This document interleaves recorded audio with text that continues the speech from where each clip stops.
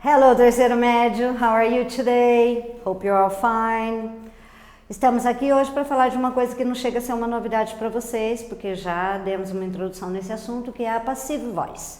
A voz passiva, que nada mais é do que o objeto sofrendo uma ação ou o sujeito sofrendo uma ação quanto a um objeto. Ambos podem sofrer uma ação, tanto o sujeito como o objeto. Tudo depende da situação de cada um. Vou mostrar aqui para vocês alguns exemplos. Por exemplo, the cat ate the mouse. O gato comeu o rato. Ele exerceu uma ação sobre um objeto, certo?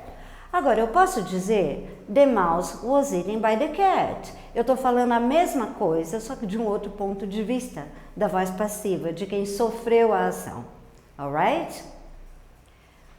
Nesse caso, pinguins selvagens atacaram a minha irmã. Wild penguins attacked my sister.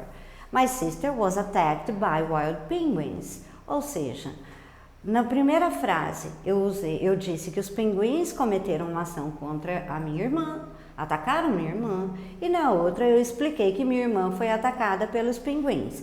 Eu disse a mesma coisa na verdade, eu só mudei o ponto de vista da ação.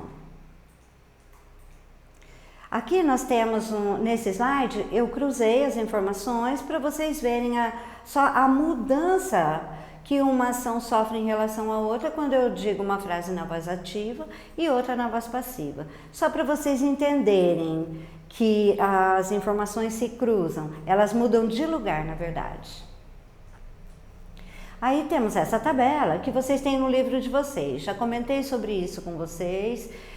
Aqui é só para vocês observarem o seguinte, o que é muito importante quando vocês vão transformar uma frase da voz ativa para a voz passiva ou vice-versa. Observarem bem o tempo verbal da primeira frase. Se vocês vão passar uma frase da voz ativa para passiva, vocês observam, por exemplo, I made a cake. Eu fiz um bolo, ok? Essa frase está em que tempo verbal? Está no passado. A voz passiva vai ter que ser nesse mesmo tempo verbal. A cake was made, ou seja, um bolo foi feito, ok? Observando esse tempo verbal, vocês nunca vão errar, alright?